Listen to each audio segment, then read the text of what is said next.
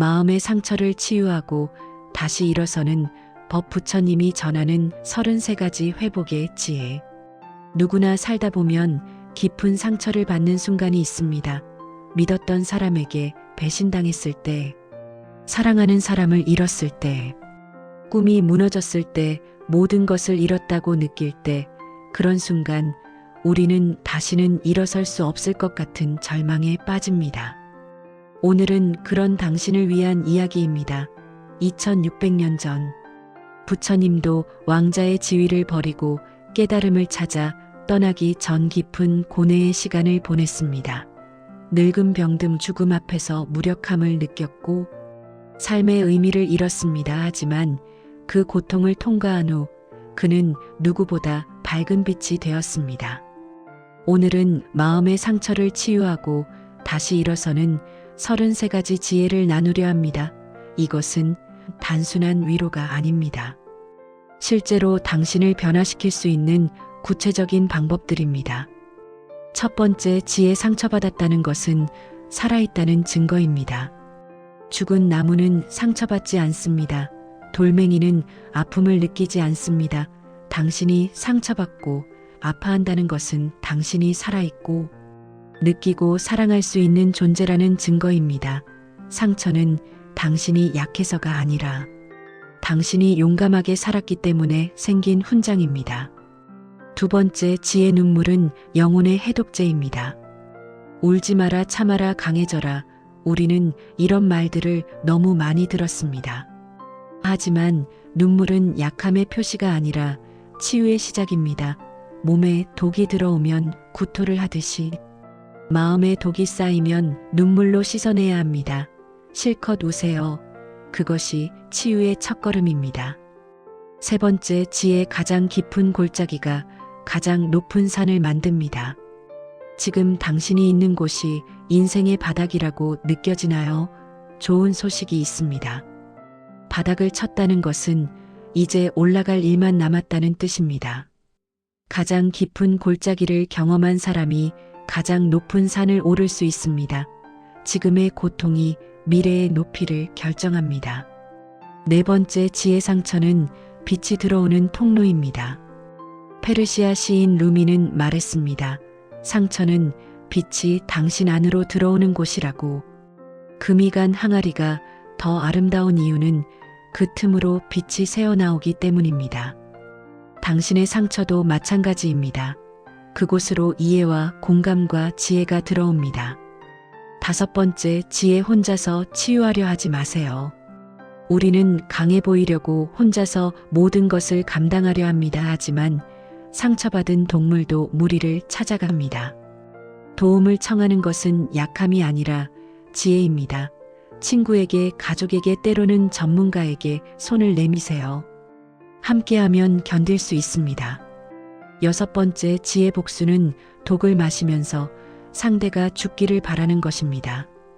누군가 당신에게 상처를 줬다면 복수하고 싶은 마음이 들 수 있습니다. 하지만 복수는 당신을 더 병들게 합니다. 부처님은 말씀하셨습니다. 증오를 증오로 갚으면 증오만 커진다고. 복수 대신 자신의 치유에 집중하세요. 그것이 최고의 복수입니다. 일곱 번째, 지혜. 과거를 바꿀 수는 없지만 과거가 주는 의미는 바꿀 수 있습니다. 일어난 일은 돌이킬 수 없습니다. 하지만 그 일이 당신에게 주는 의미는 바꿀 수 있습니다. 실패를 교훈으로, 상처를 성장으로, 아픔을 공감으로 바꿀 수 있습니다. 연금술사가 납을 금으로 바꾸듯 당신도 고통을 지혜로 바꿀 수 있습니다. 여덟 번째, 지혜. 시간이 모든 상처를 치유한다는 것은 거짓말입니다. 시간이 약이라고들 하지만 시간만으로는 충분하지 않습니다. 상처를 방치하면 곪아서 더 악화됩니다. 시간과 함께 노력이 필요합니다. 상처를 인정하고 받아들이고 치유하려는 의지가 있어야 시간이 약이 됩니다. 아홉 번째, 지혜. 용서는 과거를 지우는 것이 아니라 미래를 여는 것입니다. 용서한다고 일어난 일이 없었던 것이 되는 건 아닙니다. 용서는 과거를 지우는 것이 아니라 과거가 미래를 지배하지 못하게 하는 것입니다. 용서는 상대를 위한 것이 아니라 당신의 미래를 위한 선택입니다. 10번째, 지혜. 작은 기쁨을 모으면 큰 행복이 됩니다. 큰 상처를 입었을 때 우리는 큰 기쁨만이 그것을 치유할 수 있다고 생각합니다. 하지만 작은 기쁨들이 모여 큰 행복을 만듭니다. 따뜻한 차 한 잔, 친구의 미소, 좋아하는 노래, 작은 것들에서 기쁨을 찾으세요. 그것들이 쌓여 당신을 치유할 것입니다. 11번째, 지혜. 당신의 이야기를 다시 쓰세요. 지금까지 당신은 피해자의 이야기를 써왔을 수 있습니다. 이제 생존자의 이야기를 쓸 때입니다. 아니, 더 나아가 승리자의 이야기를 쓰세요. 같은 사건도 어떻게 해석하느냐에 따라 비극이 되기도 하고 영웅담이 되기도 합니다. 12번째, 지혜. 감정을 느끼되 감정이 되지는 마세요. 분노를 느끼는 것과 분노가 되는 것은 다릅니다. 슬픔을 느끼는 것과 슬픔이 되는 것은 다릅니다.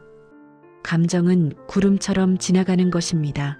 하늘이 구름이 되는 것이 아니듯. 당신이 감정이 될 필요는 없습니다. 느끼고 관찰하고 놓아보내세요. 13번째, 지혜. 치유는 직선이 아니라 나선입니다. 어제는 괜찮았는데 오늘은 다시 아픕니다. 나아지는 것 같았는데 다시 나빠집니다. 이것이 정상입니다. 치유는 직선으로 진행되지 않습니다. 나선을 그리며 올라갑니다. 뒤로 가는 것 같아도 실제로는 위로 올라가고 있습니다. 14번째, 지혜. 비교는 치유의 적입니다. 다른 사람은 빨리 극복하는데 왜 나는 이렇게 오래 걸릴까? 다른 사람은 웃고 있는데 왜 나는 아직도 울고 있을까? 비교하지 마세요.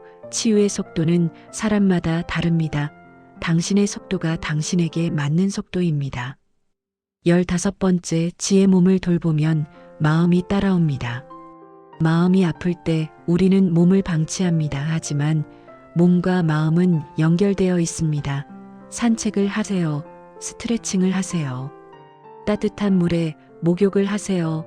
맛있는 것을 먹으세요. 몸을 돌보면 마음도 조금씩 회복됩니다. 16번째, 지혜. 도움을 주는 것이 도움을 받는 것입니다. 아이러니하게도 다른 사람을 도울 때 우리 자신이 치유됩니다. 당신보다 더 어려운 사람을 도와보세요. 작은 봉사활동을 해보세요. 누군가에게 위로의 말을 전해보세요. 주는 손이 받는 손보다 더 많이 받습니다. 17번째, 지혜. 완벽한 치유를 기대하지 마세요. 상처가 완전히 사라지기를 기대한다면 실망할 것입니다. 흉터는 남습니다. 하지만 그 흉터가 당신을 더 강하고 지혜롭게 만듭니다. 일본의 긴츠쿠로이처럼 깨진 부분을 금으로 메워 더 아름답게 만드세요. 18번째, 지혜. 고통에도 유통기한이 있습니다. 우유에 유통기한이 있듯이 고통에도 유통기한이 있습니다. 영원한 고통은 없습니다. 지금 이 순간이 영원할 것 같아도 반드시 지나갑니다. 새벽 3시가 가장 어둡지만 곧 해가 뜹니다. 조금만 더 견디세요. 19번째, 지혜. 당신은 당신이 생각하는 것보다 강합니다. 지금까지 살아온 것을 보세요. 얼마나 많은 어려움을 극복했습니까? 그때도 못 견딜 것 같았지만 견뎠습니다. 당신 안에는 당신이 모르는 힘이 있습니다. 위기의 순간에 그 힘이 나타납니다. 자신을 믿으세요. 20번째, 지혜. 고통은 나침반입니다. 고통은 우리에게 방향을 알려줍니다.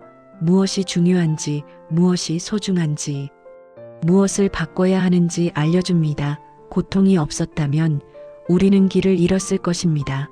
고통을 저주하지 말고 그것이 가리키는 방향을 보세요. 21번째, 지혜. 침묵의 시간을 가지세요. TV를 끄고 스마트폰을 내려놓고 침묵 속에 앉아보세요. 처음에는 불편하겠지만 침묵 속에서 진정한 목소리를 들을 수 있습니다. 하루 10분 침묵의 시간이 당신을 변화시킬 것입니다. 22번째, 지혜. 자연은 최고의 치유사입니다. 도시를 벗어나 자연으로 가세요. 나무는 아무 말 없이 위로하고 바람은 상처를 쓸어내립니다. 햇빛은 우울을 녹이고 새소리는 희망을 노래합니다. 자연은 값을 요구하지 않는 최고의 치료사입니다. 23번째, 지혜의 새로운 의미를 창조하세요. 빅터 프랭클은 아우슈비츠 수용소에서도 의미를 찾았습니다. 그는 말했습니다. 모든 것을 빼앗길 수 있지만 어떤 상황에서도 자신의 태도를 선택할 자유만은 빼앗길 수 없다고. 당신의 고통에 새로운 의미를 부여하세요. 그것이 당신을 더 깊은 사람으로 만들 수 있습니다. 한 도예가가 있었습니다. 어느 날 가마에서 꺼낸 도자기가 모두 금이 가 있었습니다. 절망하는 대신 그는 그 금에 금박을 입혔습니다. 그것이 더 아름다운 예술품이 되었습니다. 당신의 상처도 금박을 입힐 수 있습니다. 24번째, 지혜 감사는 가장 빠른 치유법입니다. 상처받았을 때 감사할 것을 찾기는 어렵습니다. 하지만 감사는 마법과 같습니다.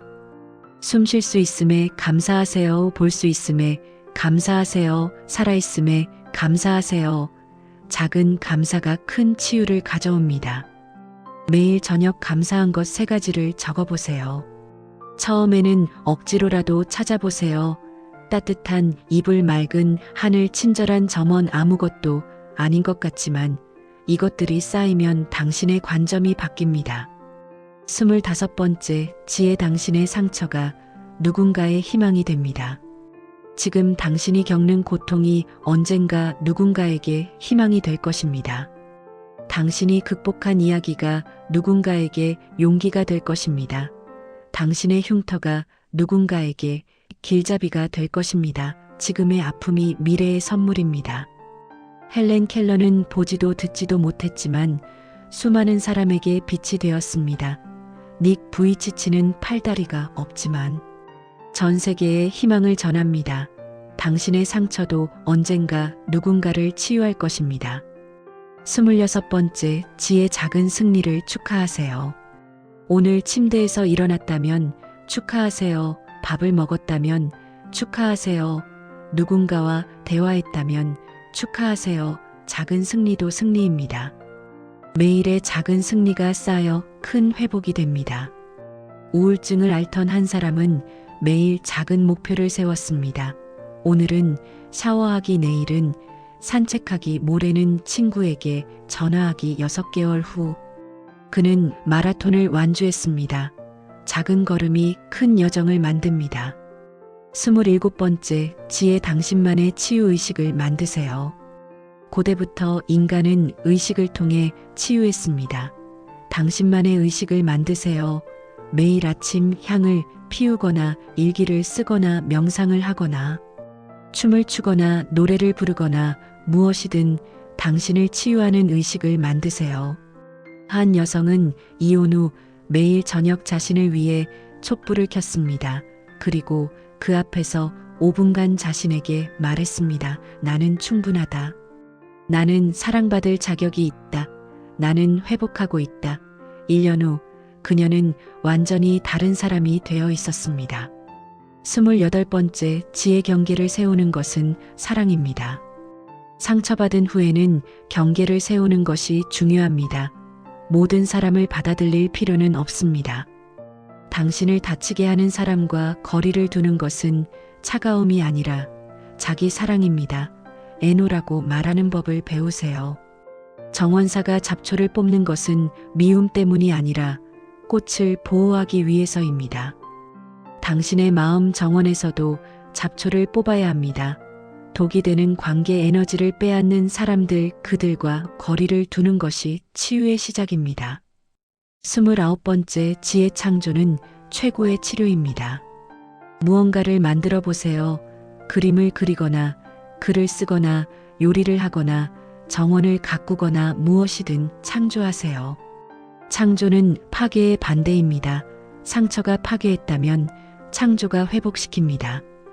프리다 칼로는 극심한 육체적 고통 속에서 가장 아름다운 그림을 그렸습니다. 베토벤은 청력을 잃고도 최고의 교향곡을 작곡했습니다. 고통이 창조의 원료가 될 수 있습니다. 30번째 지혜 웃음은 영혼의 소독약입니다. 상처받았을 때 웃음이 나올 리 없다고 생각하겠지만 억지로라도 웃어보세요. 웃음은 엔돌핀을 분비시키고 면역력을 높이고 스트레스를 줄입니다. 코미디를 보거나 웃긴 친구를 만나거나 어떻게든 웃을 일을 찾으세요. 하남 환자는 매일 30분씩 코미디를 봤습니다. 처음에는 억지로 웃었지만 나중에는 진짜로 웃게 되었습니다. 6개월 후 그의 암세포가 현저히 줄어들었습니다. 웃음이 만병통치약은 아니지만 강력한 치료제입니다. 31번째 지혜 과거를 용서하고 미래를 신뢰하세요. 과거를 용서한다는 것은 과거를 인정한다는 것입니다. 일어난 일은 일어난 일입니다. 바꿀 수 없습니다. 하지만 미래는 다릅니다. 미래는 아직 쓰여지지 않은 백지입니다. 그 백지에 무엇을 쓸지는 당신이 결정합니다. 나무를 보세요. 겨울에 잎을 다 떨어뜨려도 봄을 신뢰합니다. 반드시 새 잎이 날 것을 압니다. 당신도 그런 신뢰를 가지세요. 지금은 겨울이지만 반드시 봄이 옵니다. 32번째 지혜 사랑은 여전히 답입니다. 상처받은 후 우리는 사랑을 두려워합니다. 다시는 사랑하지 않겠다고 마음의 문을 닫습니다. 하지만 사랑만이 진정한 치유를 가져옵니다. 자신을 사랑하는 것부터 시작하세요. 그 다음 가족, 친구, 그리고 세상을 사랑하세요. 사랑은 위험합니다. 다시 상처받을 수 있습니다. 하지만 사랑하지 않는 삶은 죽은 삶입니다. 장미를 키우려면 가시에 찔릴 위험을 감수해야 합니다. 사랑도 마찬가지입니다. 33번째 지혜 당신은 이미 치유의 여정을 시작했습니다. 이 영상을 듣고 있다는 것 자체가 당신이 이미 치유를 시작했다는 증거입니다. 포기하지 않았다는 증거입니다. 희망을 품고 있다는 증거입니다. 첫걸음이 가장 어렵습니다. 당신은 이미 그 첫걸음을 뗐습니다. 이제 33가지 지혜를 모두 전했습니다. 하지만 기억하세요. 지혜는 아는 것이 아니라 사는 것입니다. 이 중에서 당신에게 가장 와닿는 것부터 실천해 보세요. 모든 것을 한 번에 할 필요는 없습니다.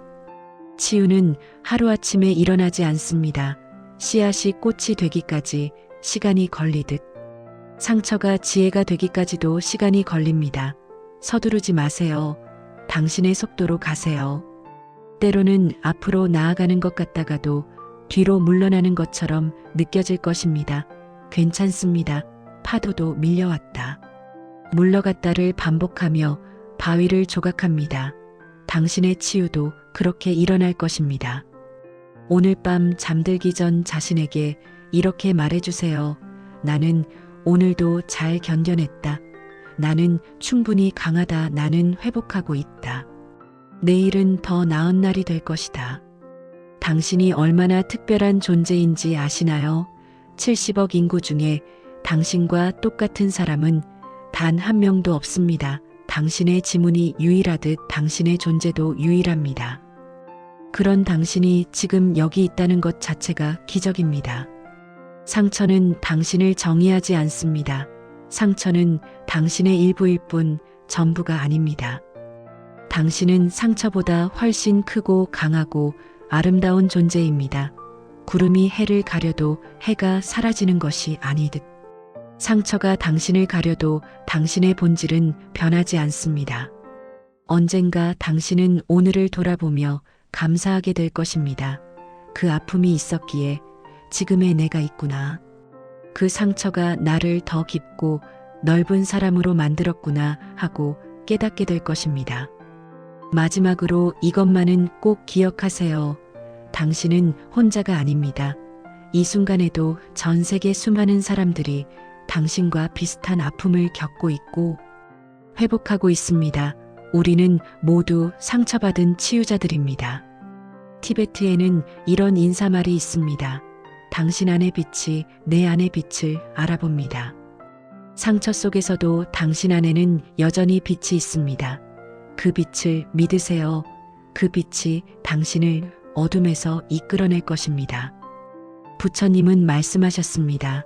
수천 개의 촛불을 하나의 촛불로 켤 수 있지만 그 촛불의 생명이 줄어들지는 않는다. 행복을 나누어도 줄어들지 않는다고.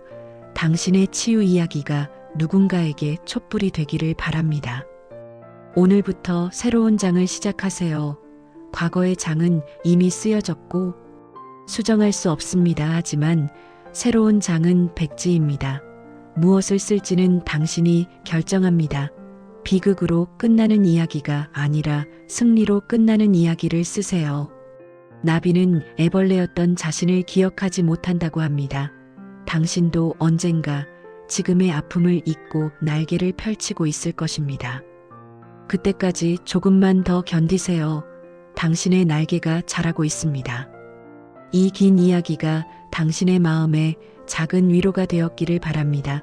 상처받은 당신의 마음에 연고가 되었기를 바랍니다. 어둠 속에 있는 당신에게 작은 빛이 되었기를 바랍니다. 내일 아침 해가 뜰 것입니다. 그리고 당신도 다시 일어설 것입니다. 한 걸음 한 걸음 앞으로 나아갈 것입니다. 넘어지더라도 다시 일어설 것입니다. 그것이 인간의 위대함입니다. 당신의 치유를 응원합니다. 당신의 회복을 믿습니다. 당신의 새로운 시작을 축복합니다. 감사합니다.